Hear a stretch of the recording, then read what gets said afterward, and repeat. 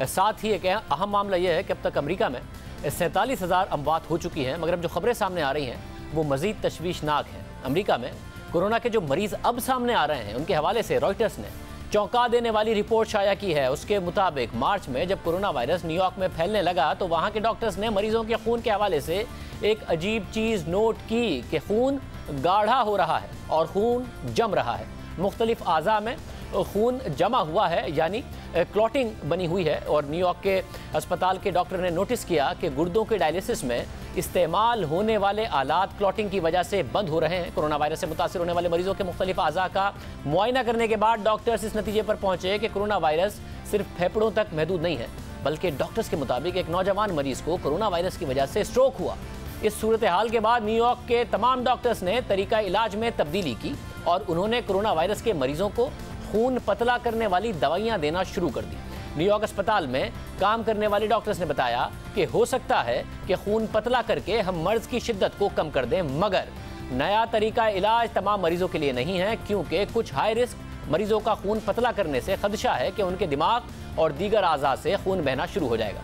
Doctors ने बताया कि उनके पास 3 हफ्तों में 32 ऐसे मरीज आए हैं जिनके दिमाग में खून जमा हुआ था। ये आमतौर पर आने वाले मरीजों का डबल हैं और गैर मामूली तौर पर इनमें से 5 नौजवान थे जिनमें स्ट्रोक के इम्कानात कम होते हैं, यानी दुगनी हो गई है ऐसे मरीजों की तादाद जिनमें खून जमा हुआ था। डॉक्टर्स के मुताबिक इंतहाई गैर मामूली है। इनमें एक 31 साल का नौजवान भी था।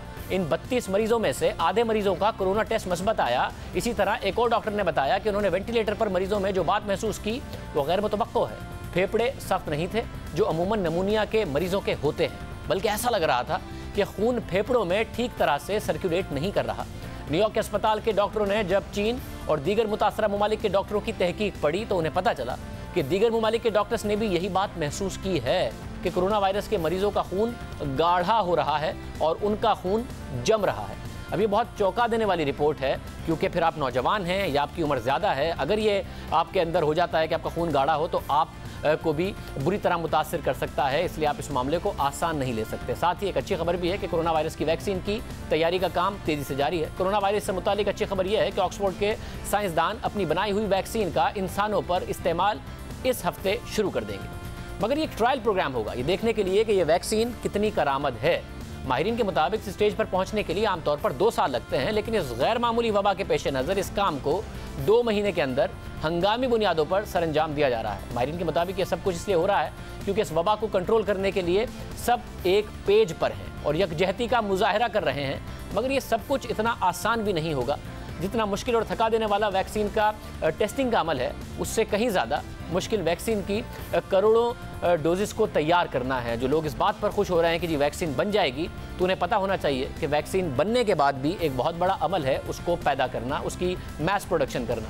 अमेरिका के ज़्यादातर वैक्सीन प्लांट्स सालाना 50 लाख से 1 करोड़ वैक्सीन के डोजेस तैयार करते हैं, जिसका ज़्यादातर इस्तेमाल 40 लाख नौमौलूद बच्चे और 39 लाख लोगों के लिए होता है जो 65 साल की उम्र तक पहुंचते हैं। और अगर टेस्टिंग के बाद ये वैक्सीन ईजाद हो जाती है तो अमेरिका को 3 करोड़ से 6 करोड़ की डोजेस की ज़रूरत हो सकती है और इतने ही जो है वो सिरिंजेस की ज़रूरत हो सकती है। और अमेरिका के वैक्सीन प्लांट्स में इस वक्त इतनी सलाहियत मौजूद नहीं है। माहिरीन के मुताबिक यूरोपीय ममालिक के पास वैक्सीन प्लांट्स हैं, मगर उन्हें इन प्लांट्स की ज़रूरत अपने लोगों के लिए होगी, जबकि चीन के पास वैक्सीन की एक बड़ी इंडस्ट्री मौजूद है और वो शायद अमेरिका के लिए भी वैक्सीन बनाए, लेकिन वैक्सीन खरीदने वालों को वो कीमत अदा करना पड़ेगी जो फ़रोख्त करने वाला तय करेगा। माहिरीन के मुताबिक भारत और ब्राज़ील के पास वैक्सीन की बड़ी इंडस्ट्री मौजूद है।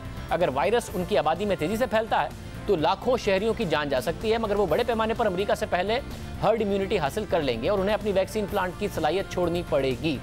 इस पूरी सूरत हाल में, यानी कि वैक्सीन इतनी बड़ी तादाद में पैदा हो क्योंकि पूरी दुनिया से मुतासिर हुई है, वो कैपेसिटी भी दुनिया के पास नहीं है। वैक्सीन भी बनानी है और वो इस्तात भी पैदा करनी है जिसमें पूरी दुनिया के लिए आप वैक्सीन बना सकें, जो कि बहुत जल्दी नज़र नहीं आता।